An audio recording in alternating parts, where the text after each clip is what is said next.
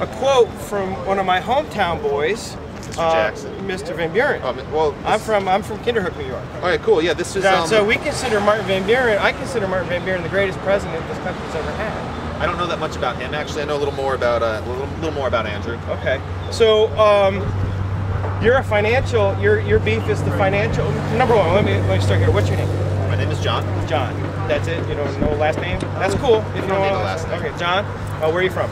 I'm from Queens, and I've been at the New York protests, but I grew up near here, and so I'm out. Where'd you grow up?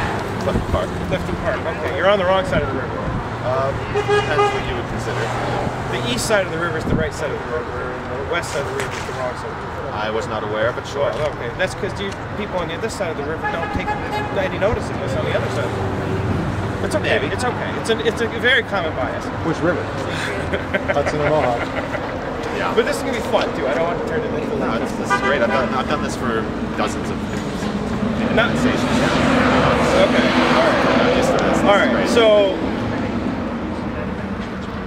your beef is what? A few big things.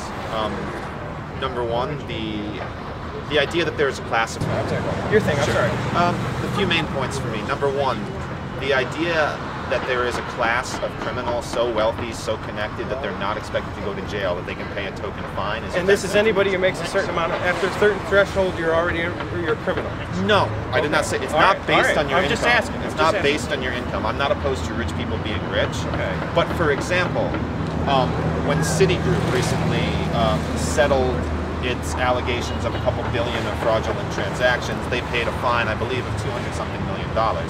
Now, a 10% kickback to Uncle Sam that's not an argument to not commit fraud. That's not an incentive to not commit fraud. That's an incentive to commit fraud. Didn't that whole settlement derive from the process of law and prosecutors and the system? That is not a moral application of law. The idea that Citigroup commits crimes and no one goes to jail. If I rob $100 from the deli, I go to jail. Right. If you get caught.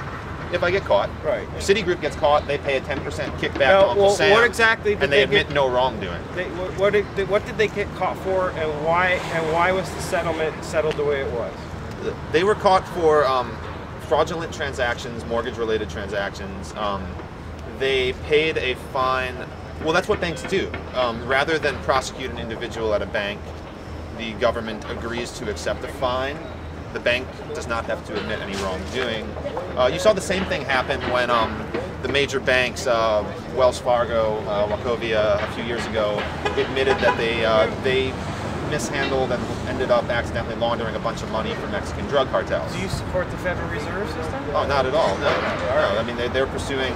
Ben Bernanke's pursuing a monetary policy that is at best inflationary and at worst potentially hyperinflationary. Are you familiar with the English Peel Act of 1844? I'm not familiar with that, no. Okay, all right. I just wanted to know how far back your opposition to the central bank.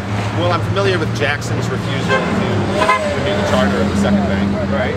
I'm familiar with the idea that there was inflation and then a depression after that, but then we dealt without a central bank successfully for 75 years. So if we got government out of the business of banking, wouldn't that kind of help a lot of what your problems that you're talking about? But it's got to go the other way too. We got to get banking out of the business of government. Right, so you separate the two. So you're okay with separating banking from government? The idea that Henry Paulson can be Secretary of the Treasury is offensive to me. Why is that? Because he used to run Goldman Sachs. So why is that offensive?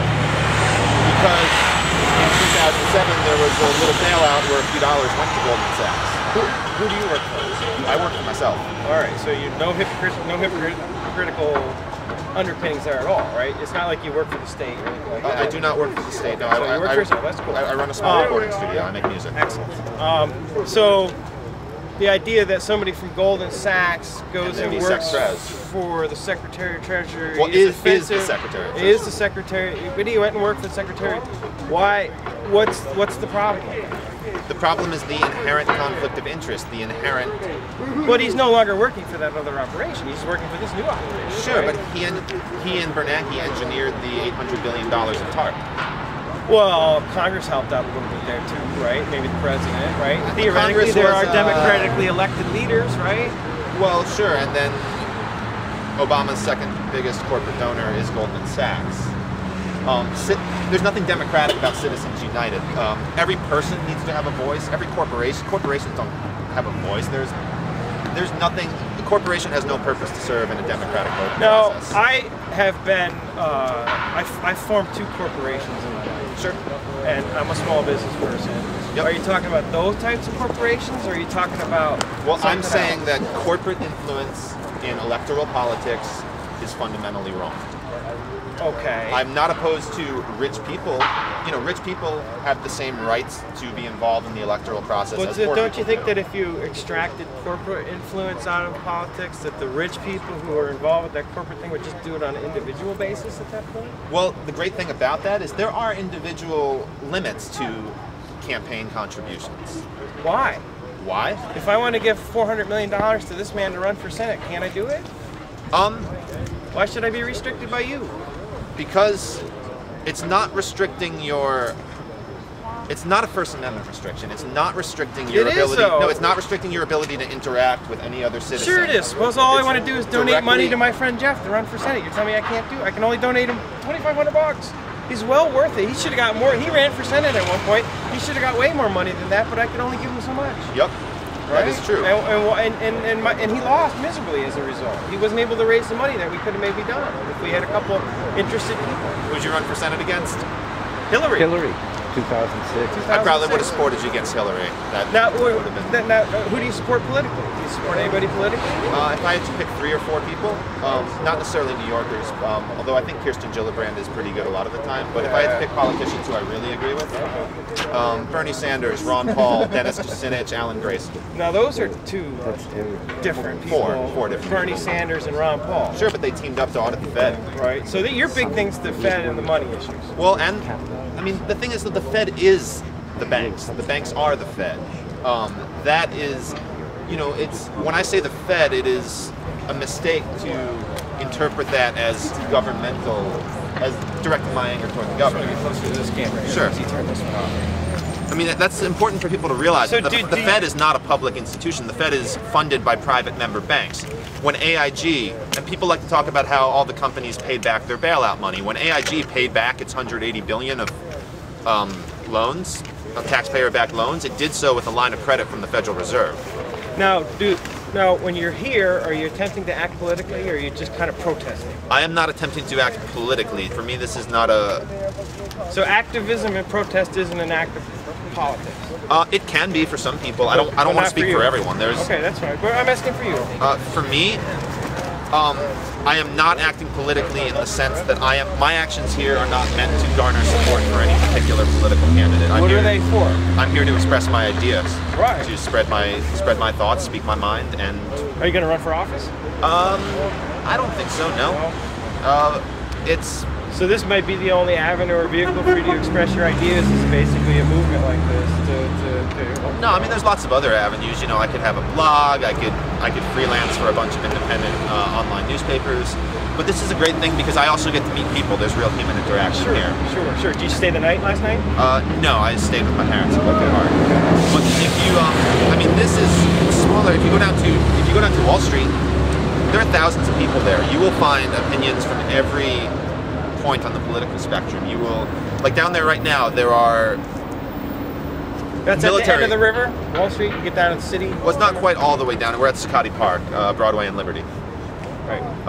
And so down there, you know, you have military veterans in combat fatigues. You have socialist let's college talk about students. up here, though. Sure. Who do you have? Who's here? I'm just meeting people now this past couple hours. All right. So today's your first day here? Yes. Oh, really? Okay. So you haven't been here for the whole week or anything like that? I've been in New York. Are you planning to camp out at any point? We'll see how cold it gets, but I'm probably going to see my family tonight and come back tomorrow. Okay. All right. There's a big rally tomorrow. I've heard. Okay. All right. So you're going to get involved with that? They Sure. have their meetings at 5:30 for the syndicate. I'll be here with the what? The syndicate, right? The Isn't that what you call the it? General Assembly? General Assembly. It's like a syndicate. right? Syndicate has all sorts of negative connotations. People used to refer to organized crime as the You're syndicate. good. I don't think that's a I can't slip that that's a past good you. word. I like that. Well, When I all think right. syndicate, I think the member banks that back the Federal Reserve. See, I think the anarchist syndicate of the Holy Grail, when the guy's talking to the guy who's Arthur and he's on the ground, he's talking about how they organize their anarcho-syndicalist meeting every night. That's right. Well, I wasn't thinking of anything more nefarious. The thing than that. about this, it's not there's nothing closed door about this. So Let me ask you what I asked some of the other people. people is that if you have this General Assembly at 5:30 at night, and 65% of the people decide to have, we're going to have say a pig roast. Yep. And the other 35% say, no, we don't want the pig roast. What happens? Well, it depends. It's happening. It's handled differently in different cities. New York City is attempting to operate on consensus, as is Albany. Right. But the minute you have one person in the minority, how are they protected? Oakland is operating on a modified consensus where 90% of people supporting it. So 90% can oppress 10%. Override? Not vote? Not participating in a pig roast, having a pig roast done without your participation. That falls a little short of the definition. If you're of a vegan, it's a big deal. If you're vegan, no. The great thing about freedom is that you're free to roast a pig. You're free to not do it. You're free to go get a veggie wrap, and you can both do that. That's cool. My actions are not allowed. I can't commit a crime against you. I can't hurt you. I can't steal your property. But we are allowed to believe fundamentally different things. How do you feel about taxation? I think that there's 2 points to my taxation thoughts. Number one is that if the government were to get its fiscal house in order, we could tax everyone less. So suppose I don't want to pay taxes. Well, the tough thing is that you drive on public roads. Right, but if they were all private, that'd be okay with me. I choose. So I got to pay taxes to go fight these wars overseas that I want nothing to do with. That's true. And if I don't pay the taxes, somebody comes and visits me and puts me in jail. Taxation specifically for war spending is absolutely immoral. But you just said you're okay with it. I did not say I'm okay with war spending. No, sir. You said you're okay with taxation. I would accept the pragmatic viewpoint that there would have to be some small level of taxation because there are some. So then you got to build your roads, and once you build the roads, you're fighting wars in Iraq, right? That's not true. Those are two different things. The idea that all expenditures of money can be painted with the same brush, I think, is just not accurate. No, I know. So when somebody takes these taxes away from me, I hand them over, and I don't know where it goes after that. Because actually, you do exactly know. You know that 52% of your federal income taxes go to the Department of Defense. You know exactly where your payroll taxes go to. I'm absolutely against that. But I am saying you do know where it goes. It's not like you can't track the percentage. I don't of have tax any control of it. You do have no control, and that's a problem because every time I try to run for office, they knock me off the ballot. Right? Yes. What's this democracy business? There is much that is wrong with the political system. I agree with you there. All right. Well, I don't want to give you any more of a hard time. I want to give some other people an opportunity. So, I don't consider this a hard time. Okay, but let's wrap this one up, guys. And, sure. I'm sorry, your name again? My name is John. All right. Thank you very much, John. Thanks for talking. To us. Yeah.